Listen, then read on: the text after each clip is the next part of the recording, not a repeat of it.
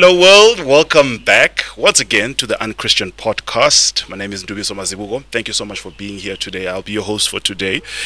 I really appreciate you giving us your time and your space in your life for another amazing episode full of great content, educational, entertaining, and today is not going to be any different from what we normally do. Please subscribe. If you're new, subscribe to this. Even if you're not, you're watching but you've not been subscribing, please do the right thing. Subscribe to the channel and help us grow. If you're listening on Spotify or Apple Podcast and all the rest of the audio platforms, please leave us a review there and also follow us on that particular platform. We really appreciate you helping us to grow. This movement and this network has gotten to where it is because of you, and we just appreciate and love you so much. I am incredibly excited today. We are in Johannesburg. We're in a different setting. We are having one of those on location shoots because when this guest was coming to town, I was like, there is no way we are not going to make time and just whatever we have to do to make it work. And I'm so excited. South Africa, she has given us a gift, and you've been talking about her on the socials. It's been insane concerning the subject matter of the book that we're going to talk about, and we're going to get into this. And so, ladies and gentlemen, wherever you are in the world, make some noise for Moshitadi Lehlomela. Well, thank you for having me. It's really an honor. Thank you for making the time. And welcome to Gauteng once again. Yeah, the weather is not welcoming, but you know what I'm saying. Yeah. Yes. Ladies and gentlemen, she is the author of this book, The Girl Who Survived Her Mother. Incredible title, and we're going to get into this and the subject matter of this. There's a lot that we've spoken about, even on this platform, but just generally around the world, on father wounds and father issues. And that is, we know more about that, but little is known about mother issues. And I'm so keen and excited to get into this so that we can hear more about this phenomenon. And it's something that we are all resonating with. When I look at your responses to this book and what you have been saying about it, you are resonating with this mother issues, a big one, right? Yeah. Clearly. The interesting thing I found is that you didn't just start this to like now. No. You've been at this since what? 2016, 18, yeah, around that and then you'd period? have like 6 followers and you just keep doing it. You know what I'm saying? Yeah. So I've been doing it for quite some time. That's really great. What got you into this mother wound healing movement? My own healing journey. I mean, I write in the book about how I struggled with anxiety and episodes of depression. And I think at that time I just wanted the pain to stop. I was like looking for something that could be helpful. And therapy was one of those things that helped me understand that what was happening to me could be related to my childhood. And not just my overall childhood, but my relationship with my mother in particular. And I just delved deeper into that, and I was sharing the tools that I would find and also my story. And then I just found that other people also were looking for someone to say, I sort of understand. Gee whiz. That's how I got into the work. Little was known about this, and even now, little, like I was saying, little is known about the mother wound issue. So this really comes really appreciated. But tell us a bit about your background. Are you from Limpopo originally? Yes, I'm from Limpopo. I'm from I was born in Mamone. So it's called Mamone Village, and it's in Sekhukhune area. Right. And that's where I was born. Sure. I was there until matric, and then I ventured out and eventually found myself here in Joburg, working as a civil engineering technician. And at some point I was like, I'm so unhappy with this profession, and I'm going to go be a creative because that's what I've always wanted to be. Right. And it was difficult. I failed multiple times in that. No way. You realize there's no money. You should go back into engineering. But eventually I stumbled across this work, and it just became a career in its own. But I was born in Limpopo. But I'm not staying at the same place where I was born now. But I am still in Limpopo, running a business there. Oh, lovely. Yeah. That's great. When you started with this work, those many years ago, what year was it again when you really started? 2018. 2018. Yes. I saw that. How was it in the beginning? You mentioned that people didn't know what you were talking about. No, it wasn't. For me, it wasn't even, this is something I want to do as a career.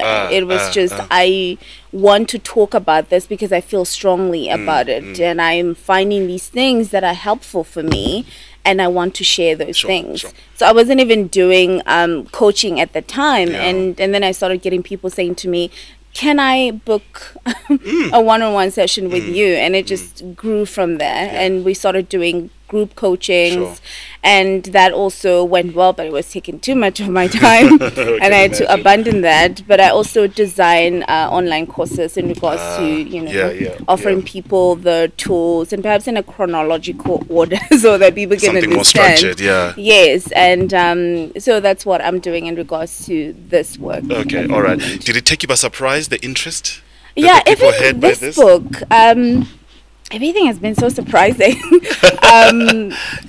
No, I think it's because I didn't have expectations around it. It was just something that I was doing as a personal healing journey. Of course. And it grew into what is this book. This I did not expect at all. Wow, because I was just like, I remember saying to my publisher, if just 50 people could buy the book. And the publisher was like, no, girl, no, you're dreaming too small. 50 people get validated, and those people can change the people in their families' lives by becoming better people. Yes. And that was my vision. So now I'm just like, okay, I suppose people needed someone to come and say, I understand what you're going through, and here's my story. That's amazing. What kind of experiences did you go through as a child? The experiences that gave you context to writing something like this. What was that relationship with your own mother? I remember when I was approached about writing the book, and I was like, I'm only 33. Why would I even? I haven't lived long enough. But I suppose it worked because it was specifically about my relationship with my mother. But I do. Well, people still have to read the book, so I can't give them everything. Of course. But I write in the book about being 9 years old and going to initiation school and having to be in the mountains for over 2 months and not see my mother during that period at all. Even though it wasn't far away from where my parents lived. And also I speak about religious, it's interesting that you're a pastor actually, because I speak about religious trauma as well. As I'm interested in that. Because I grew up Christian. Both my parents were not necessarily, so there was a point where we were more into traditional sort of, and my parents were like, God is your parents. So God does not exist. Your parents are your God. And we went from there to, okay, now we believe in Jesus. Right? And no explanation offered to us. So it was a quick switch. What happened? Are you still my God? What is going on? But I also speak about religious trauma in there, having parents who did not deal with their own childhood traumas, who then started to use God as some sort of a weapon of abuse. So I speak about different experiences, and also how my mother's trauma then showed up in the way that she parented me, especially as a girl child, and how that affected me, and also just the physical violence that was prevalent in my family that caused the anxiety that I was struggling with. When did you realize that I'm hurt? Man, I'm wounded. I think we always know. Know because our relationships with our parents probably doesn't feel good. You do not trust them. There are things that you can't tell them. There's also hiding parts of yourself to appease them. So we always know that there's something off. But sometimes we just think, oh, it's normal because everyone around you is like, oh, that's just how parents Everyone is accepting it. So it becomes normal in the society. It's normalized in our society where everyone says, that's just how moms are. That's how black moms are. if they throw a shoe across the room into your face, that is normal. So much was so normalized that I did not recognize that it was hurt until I went into therapy, when my therapist would say, that is abuse. It's amazing the revelation we get when we are able to put vocabulary Exactly. to stuff we are thinking and feeling. And even then I was in denial. Abuse? Of course, No, that's the it's first not. thing. That's the first thing. Like me. What are you talking about? My parents would not abuse me. That is a white people thing. Yes. We as Africans, that's just how African moms are. And I struggled with that denial for a very long time until I realized I actually do have to face this if I'm ever going to find the relief that I'm looking for. Sure. Right off the bat in part 1 of the book, your chapters are separated into parts. Is that correct? Yes. You talk about being undermothered. Oh yeah. Wow. Okay. Give me a little snippet. What is being undermothered? Well, if you read the psychology of child development and you look at how you were raised, and then it's like, okay, I didn't get like 80% of the stuff. I see what you mean. What did this makes sense that I'm struggling with my emotions. I do not know how to name them, how to regulate them. I do not know how to soothe myself without numbing through alcohol and different things that I was using. And that is what undermothered really means, that you did not get what you needed for a proper and healthy development as a child. So that emotional part of that, that spiritual part of that, that you did not get any of those things. You probably just got shelter and food, and that you were told that that's enough. That I'm giving you shelter, I'm feeding you. What else do you want? What else do you want? I can do whatever I like with you because I'm providing those things for you. But there's all these other things that you need that are not available for you.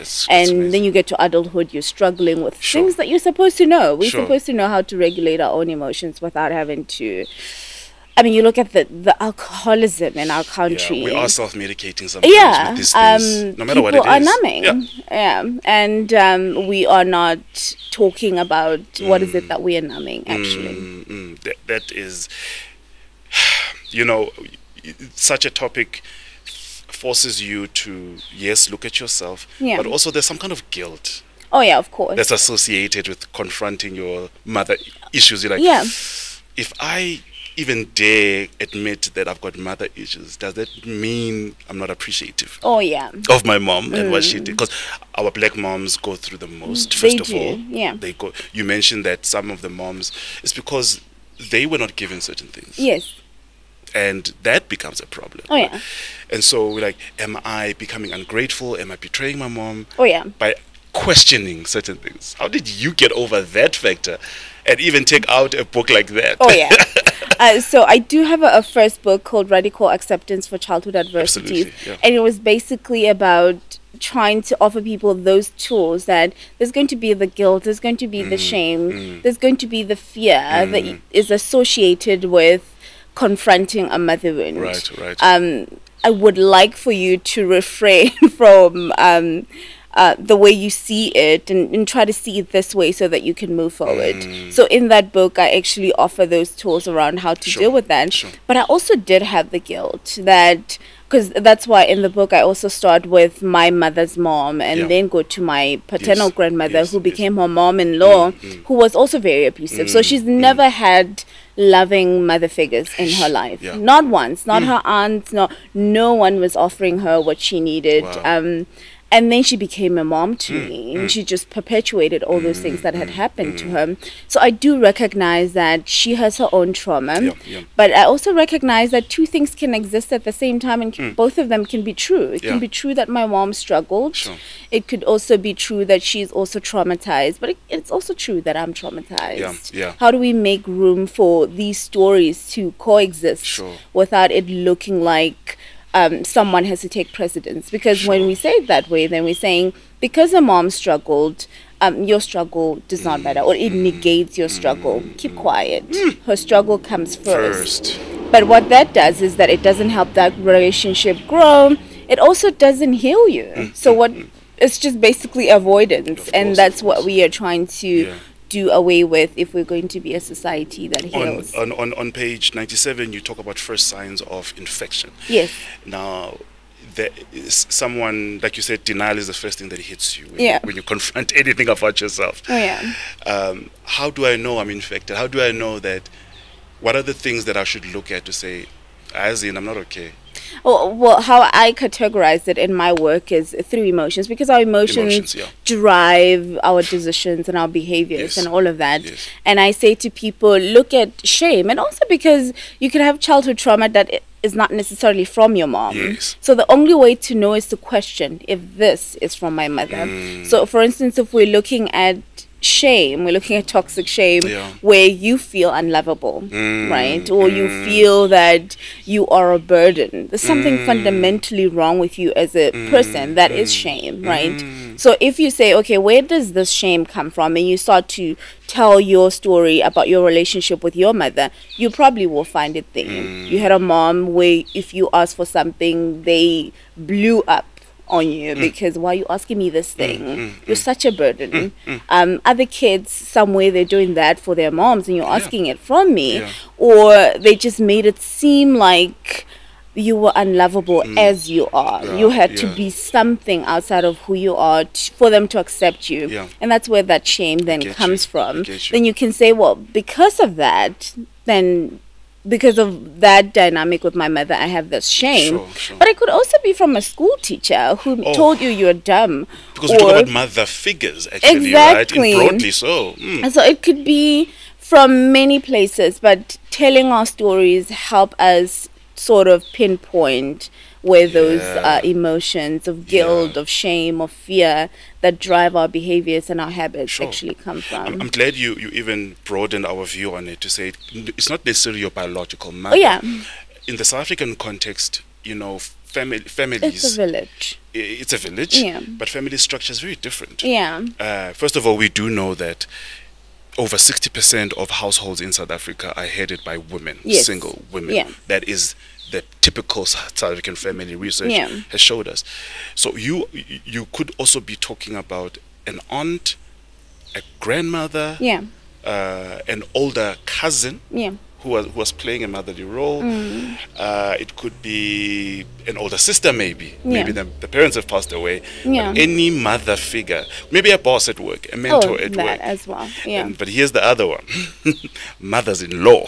That's why I had to include my grandmother in there, because she also sort of played a role as my mom's mom, because my mom became a mom when she was a teenager and then had to move in with her as makoti, who goes to stay in her in-laws' house. And my grandmother was brutal with her. And I got to see that because it never stopped until she passed away, until my grandmother passed away. So you were right in saying there's a whole lot of other mother figures in there who also caused the trauma that we can now call the motherhood. No, I get you. How difficult was this for you to write about your personal stories and these women that you actually love? Was the book received well at home? At home and all. I'll tell you, I've asked you. This is a bit of a personal one. I'm writing a book, and I've hit a chapter where I have to talk about my dad. And I'm not very keen. Of course. I have to go deep. Is he still alive? He's still alive. Okay. Both are still alive, and I'm like, the same guilt, the same thing. But how did you navigate around there to say, listen, I have to do this? I think for me, when it came to writing the book, I had already done a lot of work around dealing with that shame, dealing with that guilt. I think in the beginning, it was not so much the shame and guilt that I was dealing with, but the grief. Because then I was remembering things in detail. I was remembering my time in initiation school. I was remembering my time in the church. I was remembering a whole lot of these really painful memories that I think I've been able to hold in pieces, because I would tell like a short story of it, not in long form. So I dealt with the grief mostly in the beginning, and I remember at some point I was like, okay, I need to stop, because I've been crying and crying. And I say to my publisher, I've been crying. She's like, oh, we don't want to traumatize you. If you can't do this, let us know. And I'm like, no, it's fine. I just need a bit of time to process that guilt. And once I got over that, it became really easy. I think there was a bit of guilt that came after the book was released. Yeah. That I know people are going to be like marking things in the book, sending them to my mom and saying, well, look at this Look at thing what your kid is saying. that and I remember someone saying to me, oh my god, I was relieved to read it because I thought you'll be bashing your mother. Yes. And I was like, that is such a negative way to look at this, because people see it as punishment towards your mother and not necessarily making room for your own pain and healing through coming out, because that is also very important. And knowing that your pain is valid, right? Exactly. And also I always say that coming out also helps us heal from that shame of oh, there's something fundamentally wrong with me, because I know now, reading other people's comments, reading other people's reviews around the book, is that the story of mother wounds is so vast in our society that I was not alone this entire time. And they also don't feel alone. So by that only, we have already healed that shame that said there's something wrong with you, you are unlovable. And we're recognizing that perhaps we were raised by moms who are wounded, and if we are going to raise kids who feel lovable, then we have to heal. South Africans or Africans in general don't like therapy. Oh yeah. What's your view on therapy? You went through your therapy journey, like you told me. Oh yeah. What do you have to say about therapy, and do you advise us to go to therapy? Yes. Personally, I go. I'm very vocal about my own mental health issues. Yeah. Hey, but people are like, hey, this thing doesn't work for me. Oh yeah. I mean, it won't work for everyone. I'm not in therapy anymore because I do this coaching work, and I think I already have the tools, and I could.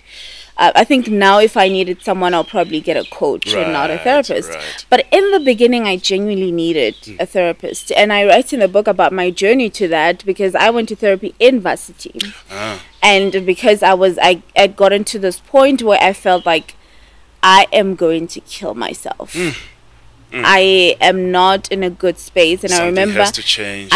I'd been writing an exam. I didn't actually write that test because I was in there and I'd blacked out, and I don't remember much about what I wrote, and I knew that I was going to fail it. And then I go to the bathroom. I faint in the bathroom. I had these faint spells that just happened randomly.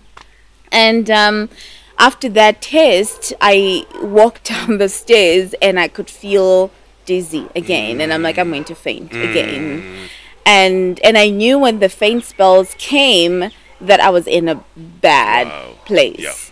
And I remembered when we were doing orientation, they said there's a psychology department here, and I remember where it is. I'm going to walk in there and see if they can't help me. And I walk in there, there's this lady, I tell the story in detail in the book, who's also a psychologist, but very rude.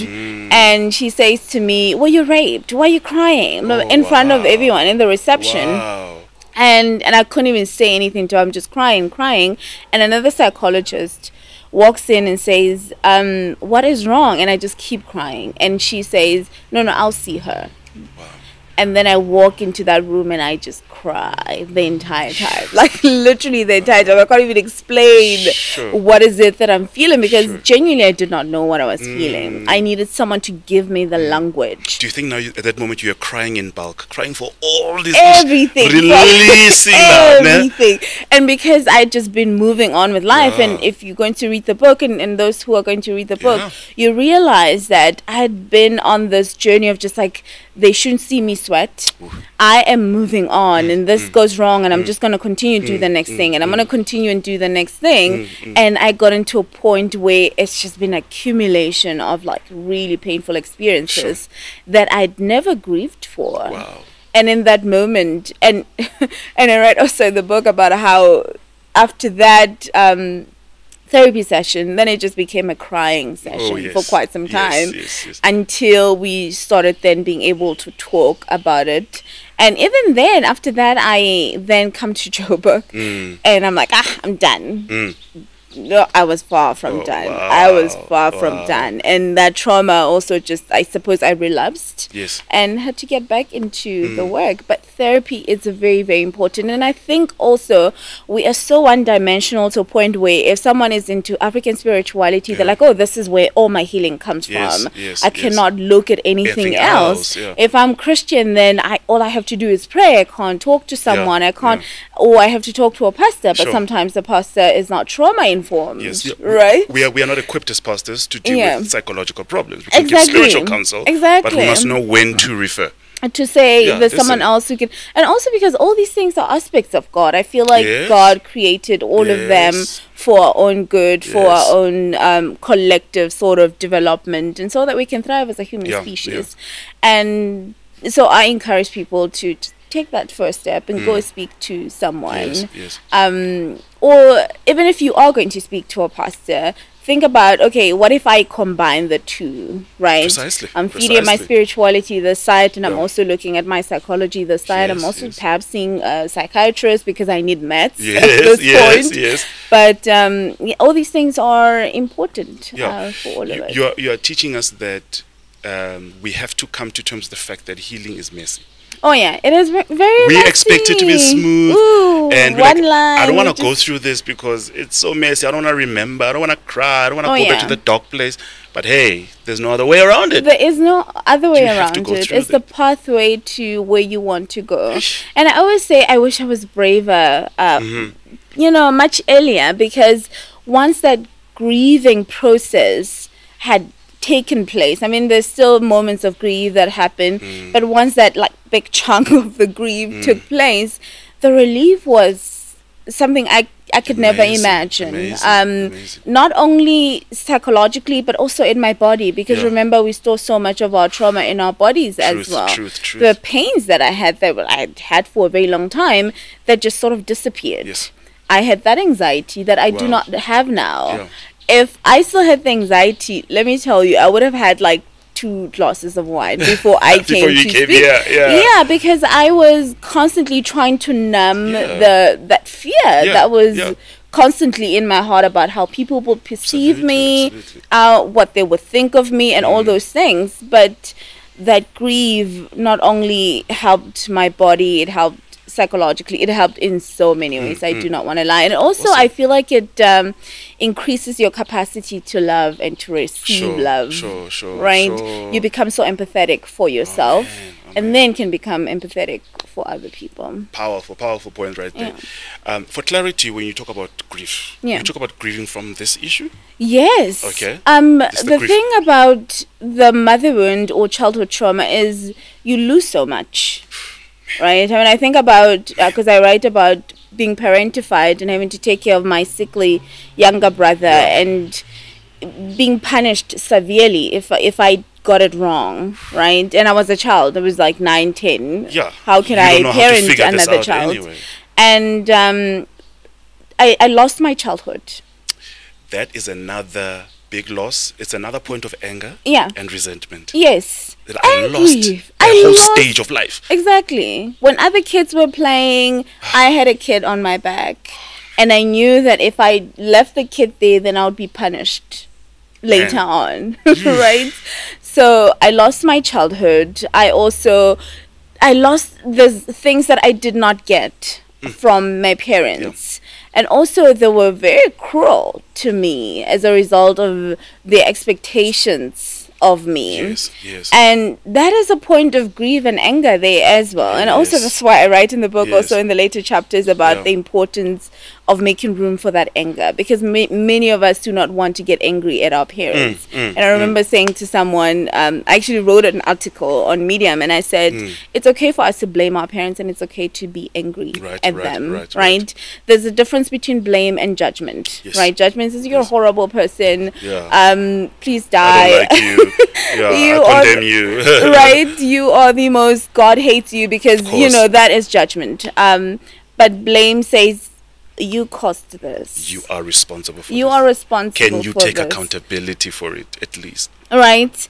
And also it also heals you, because then if you are able to place that blame somewhere, then it stops being your shame. Because when we can't blame our parents, then it becomes our shame. You're dropping gems, right? girl. Come on. Yeah.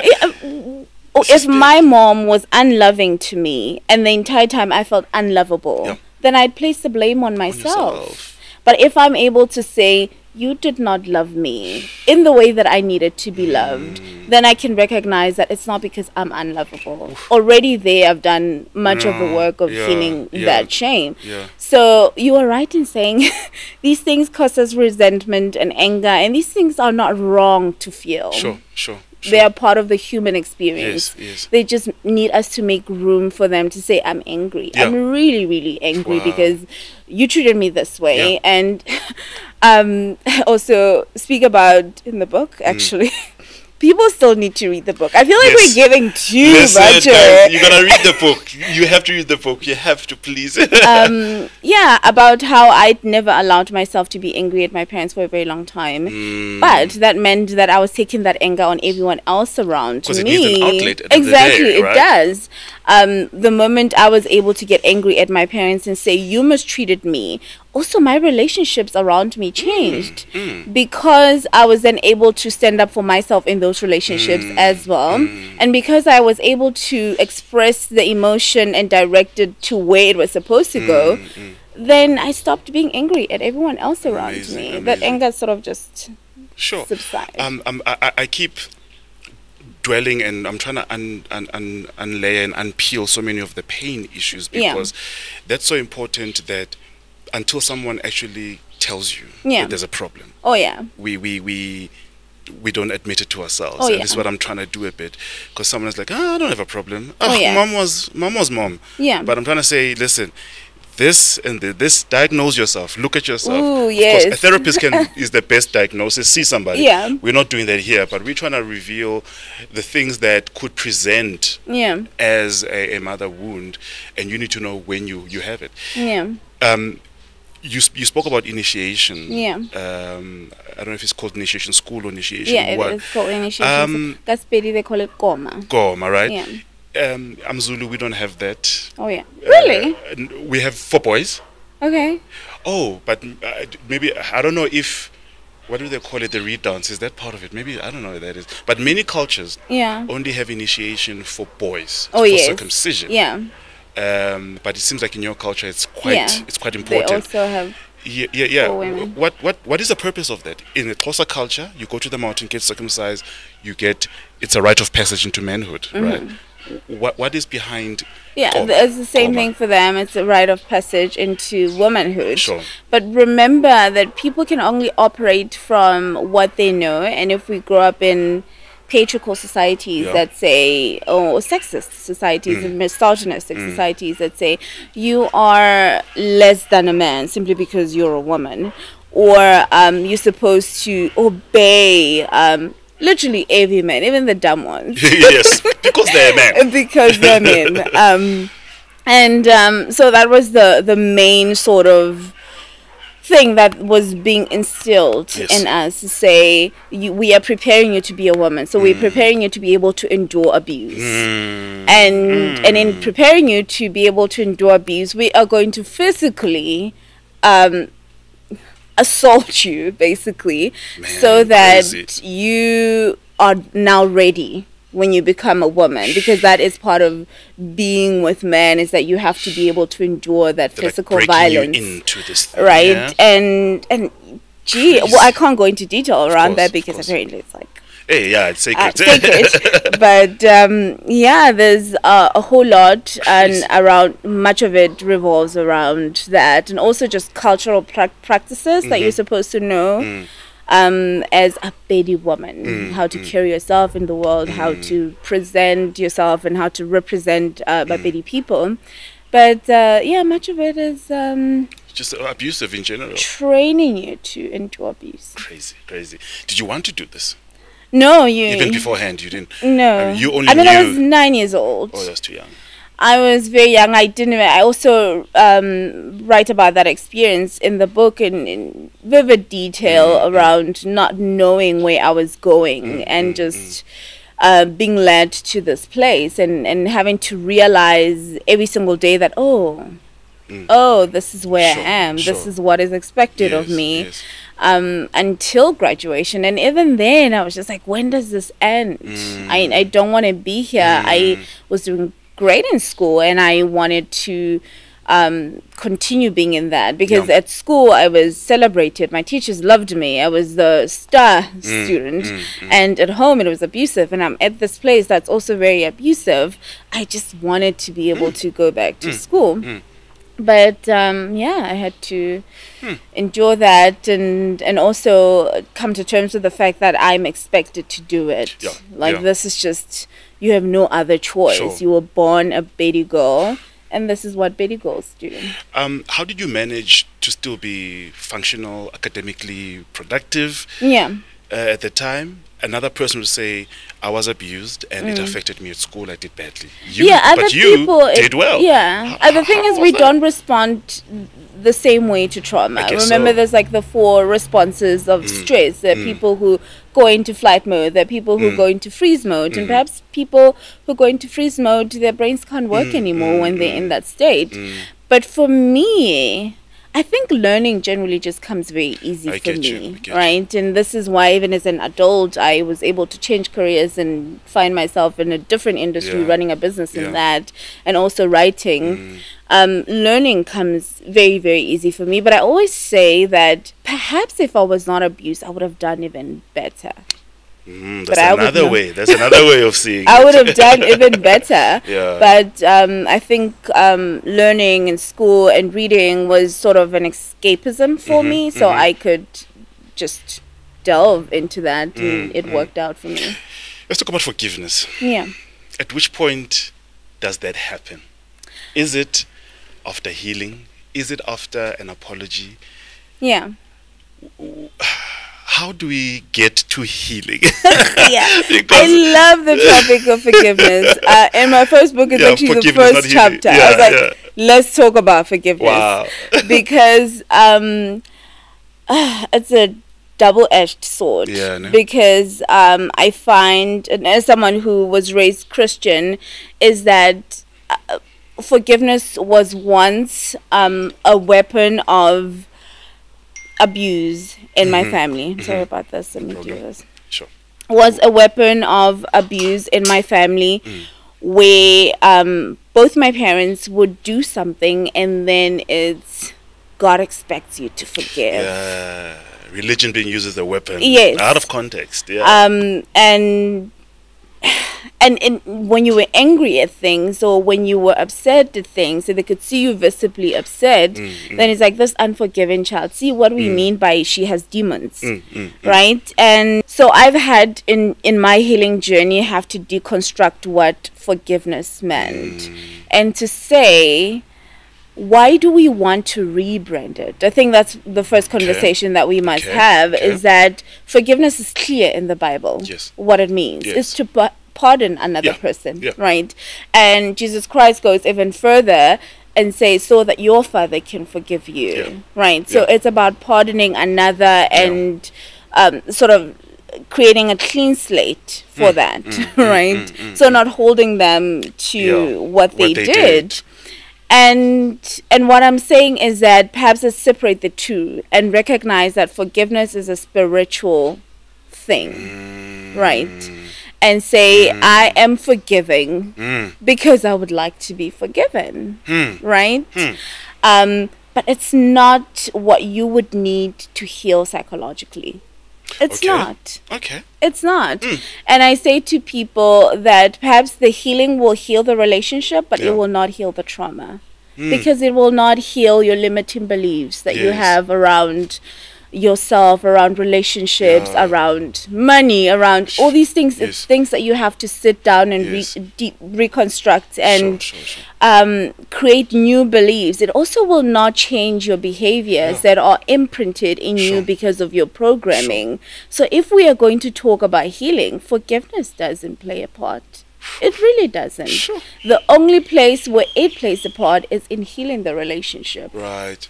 And sometimes you do not want to heal the relationship. Yes. Right. Sometimes it's not necessary. It's even. not necessary. So then you don't need that. Do you think I need to heal in order to be able to truly forgive? I think so. We're flipping that around I now. think we need to be able to come to terms with the harm that was caused to us and grieve that. Yes. The same way in the beginning I said that the grief relieved so much is because in that grief, remember, another stage of grief is anger. Right. So in that grief, you are going to feel that anger. You're going to process that anger, right? And what happens after that is that resentment is also released. You no longer hold those emotions toward that person because you have processed them. Forgiveness then becomes automatic. It's not something that you have to now work towards and say, I need to forgive this person. And the reason I'm so passionate about forgiveness is because I've seen in my work that it can keep people stuck because then they fixate so much on it. I need to be able to forgive. I need to be able to forgive. And then they can't do all this other work that is like 80% of the work. And if they did that 80% of the work, the forgiveness sort of just happens automatically because they're processing those emotions. Sure, amazing. You then realize that, okay, I need to heal, I need to go through this. Yeah. Religion is not being used right here. Yeah. I need to go for therapy. At which point did you see, okay, there's hope for this for me? You do speak about a glimpse of hope here. Like, where did you see that, okay, I can get through this? You start to, you see it in two ways. There is better regulation and then there's capacity, right? So, in the beginning, things are very triggering for you. A lot of things are triggering for you. If someone were to speak about their mom being great, that is triggering for you. If someone were to even question that you love them, that is triggering for you. You're constantly in this defense mode. And then you start to do the work, you realize, oh, I'm actually less bothered about things. I'm actually very less are better. Exactly. And also in terms of capacity is you start to feel a capacity for things that you loved even as a child. Now you are delving into that in the same way that I'm writing. You know, I loved writing as a child. I loved reading, and this is something that I'm doing now. I had capacity to receive love. Amazing. I had capacity to love other people in instances where I would think about it and go, do I need to spend 500 rands on that person? I could be doing this particular thing with it. Always being so withholding and so stingy. Liberty now. All of a sudden, it's like, oh, they deserve even more. And then I saw that also coming back to me and me being able to then receive that. So capacity in the fact that now I have female friendships. I write in the book about how I struggled with that for a very long time because I was raised by maternal figures that were violent with each other. Right, the aunts, my mom, my grandmother. And we're always gossiping about each other. There was no trust there. And I saw this as a child and thought to myself, formed beliefs around that to say women cannot be trusted. Women can't love each other. Women can't love each other. Women can't live together. Women can't. And society also perpetuates these messages.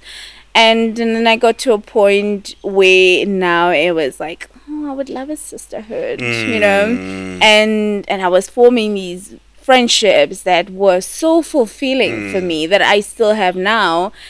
And I think that is the capacity that I'm talking about, that you start to have capacity for things that you perhaps even feared, like people who are stuck in their careers, don't know how to move forward, don't know how to, all of a sudden there's this capacity to try again, so is that regulation and that capacity. I'm glad you touched on relationships. That would be my next question, to say how did this influence and affect your relationships all around? You've spoken about friendships with women. you also touched on relationships with family members. Yes. But when it came to romantic relationships, Yeah. did this play out in any way? It did. I just Yeah. haven't found my person yet. Okay, all right. But I date. Yeah, sure, obviously. sure. And in that dating, I'm less fearful. I used to be so in my head. So you used to be very In my paranoid head, before. yeah, paranoid. Yeah. Oh, they're doing that because they want this. Oh, they're doing that, and now I'm just able to be in that moment to say, oh, this really is nice, right? And not create narratives Yes. around it, around feeling unlovable and projecting that onto the Yes. next person. Yes. But yeah, I am looking forward to what my I get romantic you, relationship would yeah. look like. But my friendships are great. Yeah. My relationships with family members that I'm close Yes, with, yes. that I've kept in my life, are great. I think I'm just in a very good place, I love that, relationship yeah. wise. Because you keep touching on the issue of feeling unlovable before now. Yeah. Being able to receive love Yeah. and all of that. And when somebody feels unlovable, Oh, you'll do you will anything and beg, everything in you the will world. bend over backwards, you And they'll compromise never- yourselves and all of that. Yeah. There's some things you went through perhaps? Yeah. Yeah. When I was still deep in the trauma, Of course, yeah. I also write about a relationship in the book, Yeah. about how I was verbally abusive to this person as well, and perhaps even emotionally abusive. Yeah. And I was just doing what I knew. Like, that was the programming. That's what I saw in my Sure, family, and I was sure. using that on him. But yeah, that was my thing. I was also very paranoid. I actually came across a post on Facebook the other day, and they're like, oh, if he wants to take you out, no, he was cheating. If he was, and I was like, perhaps he just wants to take you out. Perhaps he just wants to do something nice. And they had these beautiful things that a person would do for you, but that could mean something negative. Yes, yes. So I was also in that space where, why are they being nice to me? Yeah, what do they Something want? is What do fishy. they want? Something fishy. It couldn't just be pure and clean always, because there was like, Yeah, what do you there's really want? something. And even if you're in that relationship with that person, they constantly have to be proving themselves to you. And it could be like straining for the other person. And also because the thing about the nervous system is if it wired itself in chaos, like in the way that I was raised, going to initiation school, just not having a stable sort of Sure. home that was healthy, was that my body was used to drama. Like there was constantly has to be something happening, and if it was peaceful, I had to create the drama. Or you sort out the drama. I have to create it. If it's not here, I have to be Something's not creating normal. it. Yeah. We're happy for a week. Let's argue, right? So, so those are the things that it's just like even a fraction of the things. I look at my relationships now, and I'm like, how did people even, want to be around me at that time? But I suppose when we are wounded, we also attract people who are wounded perhaps in different ways, and they endure abuse because that's also what they know. Yeah. We're gonna close it off now, and if we've gone through mother issues and we're trying to get over them and heal over them, we certainly, and this is for women, for women who are going to be mothers, they don't want to repeat that cycle. Oh yeah. In your picture, in your mind, what is the ideal picture of a mother? Yeah. What does a good mother look like? Yeah. Right. What's the role that a mother should play? Yeah. Yeah. The thing about humans is we are imperfect, and no one should be. And part of our trauma for many of us is that our parents expected perfection from us. Yes. So it would be traumatic for us to expect perfection from mothers or women. And what I also say is people come to me and say, I don't want to repeat the same cycles, I don't want to be like my mother. And I'm like, okay, let's try and reframe the way we look at it and say, because the thing about resistance is that that what you resist persists, right? Oof. So if you are coming from this place of I do not want to be like, you're constantly going to be putting yourself in your mother's shoes, judging yourself for all the actions that perhaps look like what your mother did, and it's just not a good space to be in. And what I say is, okay, perhaps let's say I want to have healthy connections with my children, or I actually want to have good connections with my children, then that leads you to what does that look like? Right? Does that look like more communication? Does it look like apologizing when I did something? Because you're going to make mistakes. It looks different to say I do not want an abusive relationship and saying I want a healthy relationship. These are different sort of mindsets, and also the energy they carry is different. So even in motherhood, you can't say I do not want to be like my mother, because that means you're constantly going to have to judge all your actions that perhaps look like your mom's. And that doesn't work. It doesn't work. So what you have to do is then say, I want to have a healthy connection with my children. That's what I want. I want my children to be authentic around me. I want. So now you start to ask yourself, what does that look like? Right? Then you can find those tools around making that possible, instead of trying not to make something possible. Because what does that even look like? So for moms that want to have healthy relationships with their children, the first step is healing your own trauma.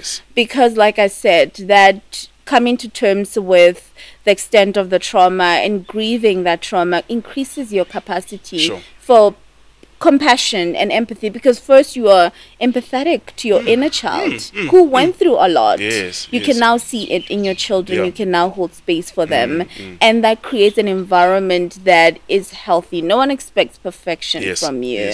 That is such a wounded state to come from. A lot of women say to me, mom guilt will always be a part of being a mom, and I'm like, it shouldn't. Why would you want to be in that space of constantly judging yourself and constantly, nitpicking the things that are happening in your relationships with your children? You're human. Come from that space that I am allowed to make mistakes, and I'm allowed to make amends for those mistakes. My children do not expect me to be perfect. They just expect me to be happy and loving towards them. As we close, talk to me about remothering myself. Ooh, remothering myself. So my course, you big on that. That's your course, so right? my course is called the Self-Mothering Care Practice. So what I do is combine psychology, combine neuroscience and spirituality in helping you offer your inner child what they didn't get. And we start all the way from infancy. All right. So it's about offering myself now what my inner child, or my child back then, me as a child back then, didn't get. Right? Because remember, if you did not get that emotional nurturing, that scarring, it's still there. So how do then we heal it? And neuroscience tells us there's neuroplasticity happening every single day. Your brain is still wiring itself. It's still cementing beliefs, looking at what you are looking at, what you're consuming, and the people that you're interacting with. Now, how do we then use that neuroplasticity to be of advantage to us? If I want to learn something, then can I still take advantage of the fact that my brain is still wiring itself and teach myself something different? So that is that self-mothering and, just going about it that way and offering yourself. So I don't always have to look externally to say, who can do this for me? Oh, that hardly works. Because then you become a slave to relationships. Exactly. Other people are looking for a man to do that, or another. It never works. It really never works.